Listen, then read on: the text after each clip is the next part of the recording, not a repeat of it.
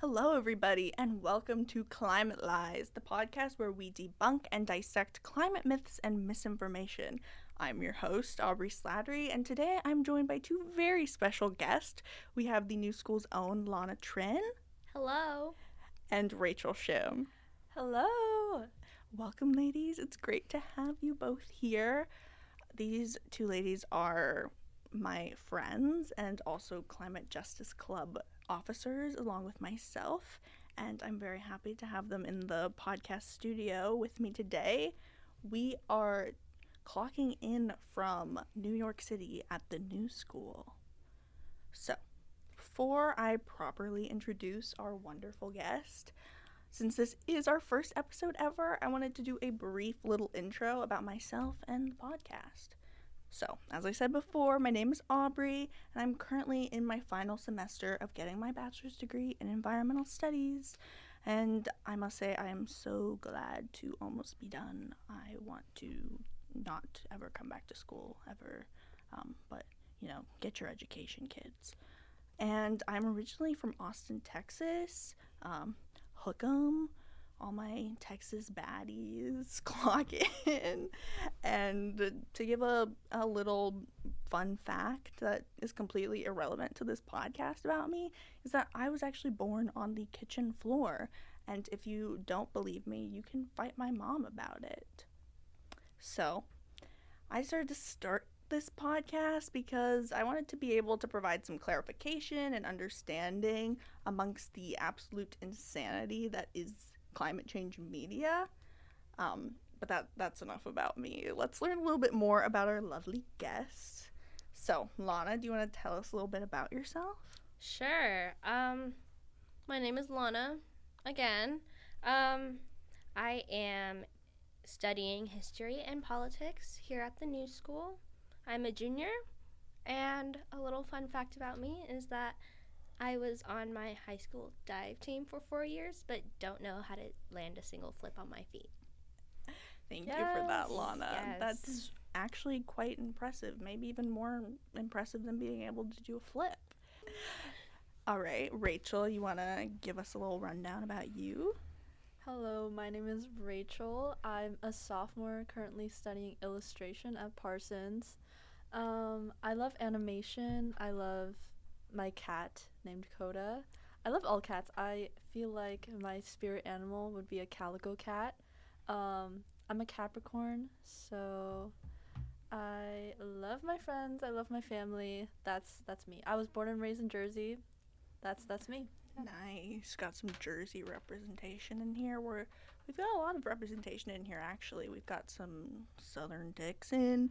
We got some Jersey. We've got some up in here. California. We got some West Coast. So Yes. we're from all over. And if you're tuning in, you should let us know where you're from. We don't actually have like a comment system here, but I'm gonna pretend we do, and you're gonna telepathically tell me where you're from. So, I'm excited to have everybody here, and I can't wait to hear more about our lovely guest thoughts on this week's topic, which is, without further ado, drumroll please, climate denialism. Woohoo! Everybody's favorite topic. I know, it's so fun. So, let's just dive right into our discussion. So, I thought it would be fun to get our conversation going with a little game with our guests. I'm calling this game the very original title, Truth or Lie. It's very simple. As the title suggests, I'm going to say a statement relating to climate change, and you both just have to answer whether the statement is a true or a lie. But to add a little twist to the game and get some interesting perspectives, we are going to have one of you take the position of a climate activist, which should be very easy as we are all very, very active in climate change community. But the other one of you is going to take the position of a climate denialist, which may take some digging deep down into the dark crevices of your mind to get in that mindset. But I think it'll be a fun little exercise. and I will be your mediator. Think of me as Switzerland. Think of me as a holy cheese, a nice Swiss cheese, and you guys are different crackers. Oh, I like that analogy. Thank you. I came up with it right on the spot. A little charcuterie moment. Yeah, life is just one big charcuterie board if you really think about it. I feel like we can And dissect that. I know, the earth is just flat. Oh, like, not very like a going little right at board. Um, So, to start off with, we're going to have Lana be our climate denialist, and we're going to have Rachel be our climate activist. Sound good? Yippee! Yay. Okay. Yes. All right, let's get this party started. So, the first statement is climate change isn't a big deal because the climate has been changing for millions of years. I mean, I'd agreed on that. I would agree on that statement because when you think about it, years and years ago, dinosaurs walked the planet. There were big sharks in the ocean. You know, there still are, maybe, but there were bigger animals back then. Humans were alive. And, like, look, the planet has evolved, and it's still evolving. And so, like, what's a little bit of some warm sun in this newfound life we have made here? Yeah. I would argue with that because although although the climate has been constantly evolving, it hasn't been changing to this rapid state as it is now, and it is mostly because of humans, and that hasn't been really seen before. And the point of evolvement that's been occurring recently is very concerning. So I would argue that it is a big deal because we haven't seen this much change in the entirety of history of Earth. So Okay, well, thank you both for your very insightful points. I definitely agree that there were big sharks in the past. I can't argue on that one. And while, yes, the Earth's climate has experienced natural fluctuations over millions of years, the warming that has been observed since the 20th century can't just be attributed to natural causes alone like it has in the past. And the Intergovernment Panel on Climate Change has actually concluded that human activities, looking specifically at the burning of fossil fuels, are the primary driver of recent global warming. So, you guys were actually both a little right. Lana, you were mostly wrong, but, you know, you win some, you lose some. Darn. So, we're going to move on to the next statement. It is. Climate change isn't harmful. It's actually beneficial. I mean, I'd like to look at, climate change definition. When I think about climate change, I'm like, wow, the Earth is getting warmer. And, I haven't suffered the physical effects of climate change, and I've actually really appreciated it. When you think about vacationing, you think about, beach, tropical, sun. And I think that's, like, beneficial to my mental health, being in a nice, warm climate. Yeah, so, like, everybody loves a summer, as Phineas and Ferb once said. There's 104 days of summer vacation, and school comes along just to end it. Anyway. So, like, it's not harmful for it's, like, kind of beneficial for my mental health in that sense of I'm happier when the sun's out and when I could frolic on the sand, in the grass, on any big field. You heard it here first, folks. This is Lana Trin, and she likes long walks on the beach. I do. Okay, Rachel, what do you think about that? I would argue that although there may seem like there are false benefits to climate change, like warmer days, but you have to think about the long term and for the majority of the population who are experiencing the harmful effects and very real effects of climate change. For like fires, forest fires, rising sea levels. These are just some of the very concerning effects of climate change. And think about the animals you love who are losing their homes. What do you say about that? Yes, Lana, you were asked, what do you say about that? Pretty sad that there are no more big sharks in the ocean. Big sharks. You're right about that. To all my big sharks listening out there, this one's for you. We love you. Really touches my soul. We love a big shark here on Climate Lies. So, again, you both made some arguments, that's for sure. And it's true that some regions might experience some short-term benefits, such as longer summer seasons and more time to vacation and go to the beach, as well as longer growing seasons for farmers. But the overall impacts of climate change definitely outweigh those short-term benefits. And some of these impacts include more frequent extreme weather events, rising sea levels, disruption of ecosystems, risk to human health, and so on and so on and so on. And so I would conclude that climate change is definitely harmful. Yeah, that's right. What do you mean climate change is the reason why there's no more big sharks in the ocean? It's all your fault. You know what? Let's fight. Ah! Guys, I know you can't see this because this is an audio podcast, but Lana and Rachel are currently in a heated fist fight.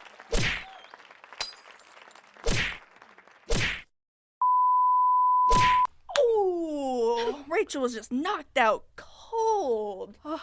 I she's suddenly awake. Beat that. I suddenly hate the climate.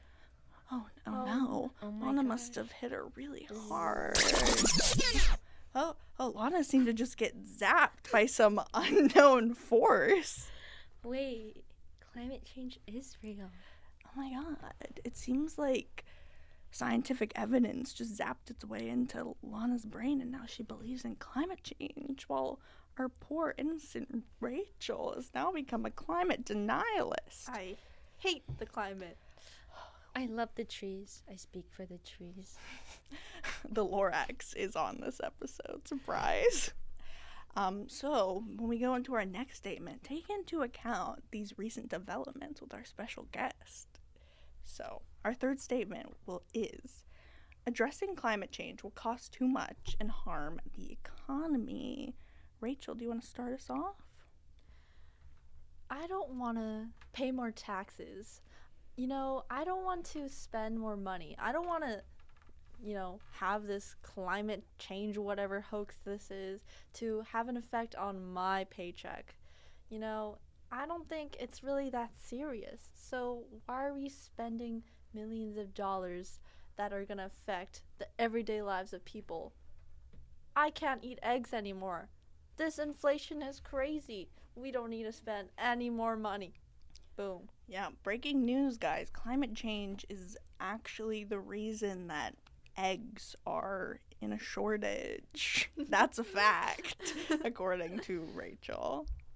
See, I could see a little bit of your side of we already pay so much towards the government in taxes, and we already pay so much for eggs nowadays. Now that should be a different topic. We should Yeah, I think we should be talking to the chickens about that one. Yeah, we're gonna need to hit up some farmers, some chicken farmers. Our next guest on the podcast episode is actually gonna be a chicken.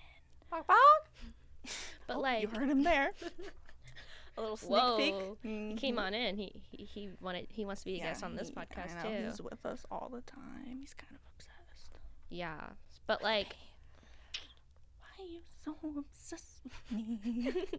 We're gonna get sued I again. know, we're playing a game of how many times we can get copyrighted in one podcast episode. you know what? That's like a great game to play with any podcast. Exactly. And you know Keep what? things going. Sometimes you just gotta have Interesting. fun. Yeah. But like, okay, addressing climate change. Effects of climate change. Sea levels are rising. Beaches are disappearing. It's getting too hot. You know, summer in New York City, too hot. Let me just say, last summer, I'm surprised I'm still here. I think I And internally died from the heat. Yeah, if you think the New York summers are hot, you should try a good old Texas summer, which have always been hot, but in recent years have gotten so hot that you feel like you are dying at the stake and you're a witch being burned in the Salem witch trials. We're moving all the way back to Massachusetts, Salem area. Yeah, why not? Let's get a little spooky on the podcast. What's scarier than climate change? Being burnt at the stake. Okay, anyway. Anyways, back to the conversation of addressing climate change and the cost of it. And from what we've heard, we don't like the heat. The heat is killer. It's exhausting to go out.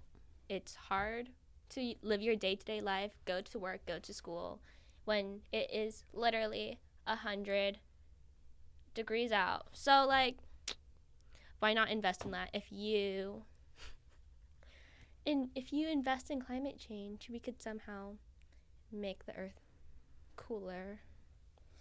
And cooler. Cooler in both in multiple ways. Sunglasses way and the ice way.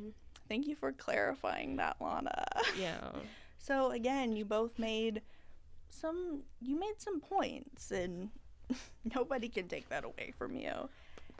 And when we think about long-term costs of climate inaction, we're gonna realize that those far outweigh the investments that are required to mitigate climate change, which, yes, we should acknowledge that's a lot of money that we need to invest to find proper solutions, but in the long run it's going to be worth it.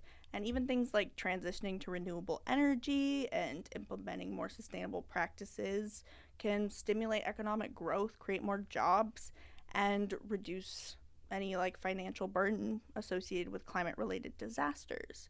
So I'd say it's pretty clear that while the climate crisis costs a lot for the economy, leaving it as is will cost even more. So take that, finance bros. Boom. Go Wall Street somewhere else. Yeah. So moving on to, this is going to be our last statement. So listen close. So global warming can't be real because it's getting colder outside in some places. Exactly. I mean, you said it.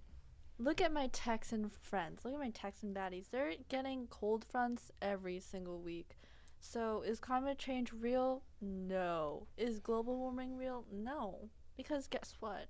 Some of my baddies are experiencing coldness right now. And are you silencing their voices? Are you silencing their experience? Take that, climate justice. Yeah, you heard that. Climate justice as a whole. Take that. Debunked. And that's all for today, folks. All right, Lana. See, I love how you used Texans as an example of, the cold that they're enduring right now. But that is from climate change. It is real. Okay, so just to recap, our two arguments was climate change is not real, take that climate justice, and climate change is real. Take that. Take that climate justice. Take that. So I hope you guys are taking notes on how to properly engage in an argument and win. I mean, okay, the fact that certain places are getting colder could really just show the problems of climate change. Some of these places have never experienced snow before that are getting snowed in the winter. how are we going to address that? Like, these poor Texans. Yeah, and to Frozen anybody pipes. anybody listening who is unsure why we keep referencing Texans, it's because they're better than all of us. They've experienced Go some hardships. Texas.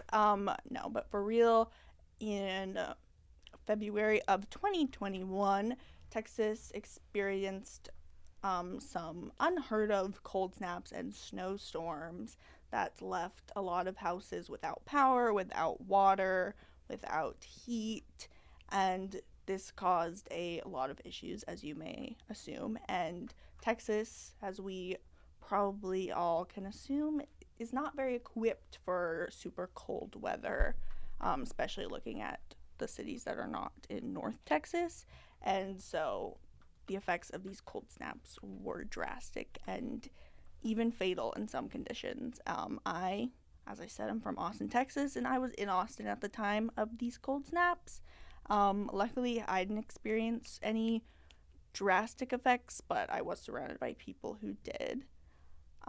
And so, yes, some places are colder as a result of climate change, actually. It's not just the weather. But these places getting colder, having these sort of freak snowstorms doesn't negate that climate change and global warming is happening. There's still an overall trend that the earth is heating up. And we also, when thinking about this, we do have to think about the difference between weather and climate. Weather is just going to be your short-term atmospheric conditions, like it's raining outside or it's sunny, but climate's looking at long-term patterns, and as the word suggests, this is climate change, not weather change. All right, so that wraps up our game. I hope you ladies had fun, like taking a step into the mind of a climate denialist. I feel like denying the climate is way easier than being for the climate, just because when you're denying it, you don't really need to inform yourself on much. That's true. You just have to, you know what? And that really goes to show, do you want to educate yourself or do you want to not educate in yourself? denial. Yeah. Live in And denial. you guys, if you're going to take anything away from this podcast, that is that Please climate educate denialism is the easier route. yourself. Please educate yourself. No, please educate yourself, and learn what you think is important and make your decisions based on real facts from professionals and scientists. So before we wrap up this episode, I just wanted to have a little talk about why we think there is so much misinformation around climate change, because we're constantly seeing people all over the news and social media talking about, oh, climate change isn't that bad, oh, climate change is bad, oh, we have this much time, oh, we have that much time, and there's rarely a consensus.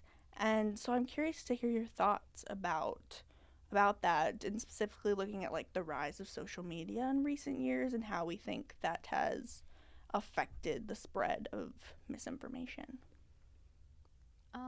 What comes to mind when you talk about this is the performative aspect of like the political reactions to climate change. Like, I think of how when presidents are competing for candidacy, they like visit these areas of the country that were maybe affected by like a natural disaster, and that's like they use that as a tool and they capitalize on how that will look on their image.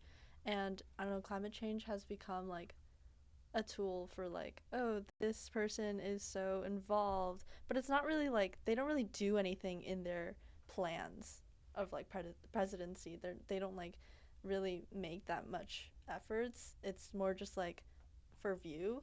And I feel like it's so easy to say as a public figure like, oh, climate change isn't a big deal, because they don't want people to panic. And it's like they're talking to the masses, so it's easier to say good news than it is to say bad news. And unfortunately, those bad news and those false claims are the ones that are becoming popular through social media. Yeah, definitely. Performative activism is kind of an epidemic in this world right now. So that's something to look out for while you're on social media. Maybe don't get all of your facts and information from scrolling on TikTok or Instagram. Try to do your own research into reliable sources if you're able. Yeah, I do think climate change has become such a big political topic nowadays, and like it shouldn't be. It should just be a rights conversation. Why are we putting it into like two different bubbles on like, oh, we're against it and we're for it, and it should be like a collective, let's work together to help. This current climate that we're living in, that is very much it's very based off of like politics, is really unfortunate. And with like the rise in social media, where misinformation is always I guess they're always viewed more, if that's a word, viewed more than like the fact itself. Clicks. Yeah. Like if you're given, it's like clickbait. They clickbait you into, oh no, wait, like, I don't know. I'm trying to think of an example, but I can't really. But maybe I don't know. My feed is very catered to me, so I don't really get much. I hope I don't get much information, but Yeah. see, you never know. You don't know, because you may think something is true, and then it could be false, and that's why you pay close attention.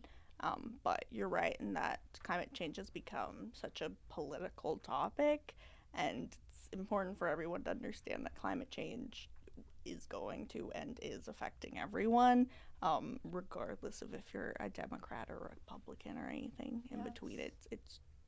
It doesn't care. Climate change doesn't care if you have your nose pierced or if you dyed your hair or if you're a soccer mom or if you're a white man. Climate change doesn't care. It's like those commercials. It's like shingles doesn't care. It's like climate change doesn't care.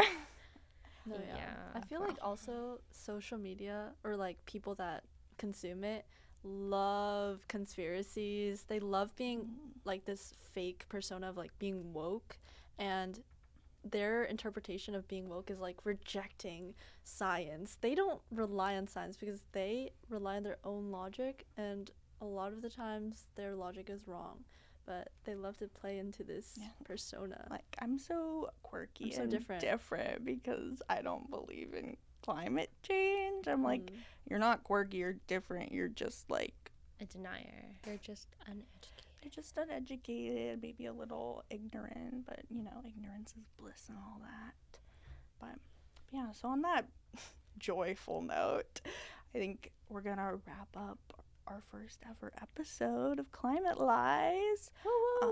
I want to thank our beautiful guests for joining us today. Thank you, ladies. Of course. Yippee. I hope that you will come back at some point so we can role play as more things together. Yeah. Meet the chickens. Yeah, they'll come back and meet the chickens on next week's episode. And I also want to give a big thank you to everyone who tuned in for our first episode of Climate Lies. I hope you enjoyed the episode and found it somewhat educational or at least entertaining. And I hope you tune in next time for a conversation about carbon footprint. Another exciting topic, and I feel like there's a lot to talk about there. So if you guys are interested in that, tune in at some point in the future. I'm super excited to hear it. Yeah, should be fun. And we'll have the chicken in, so at least tune in for the chicken. Yes. But yeah, that's all for today, folks. I will see you later, and remember that the climate doesn't lie, but people do. So watch out. Watch out, guys. Watch out. Mother Earth knows best.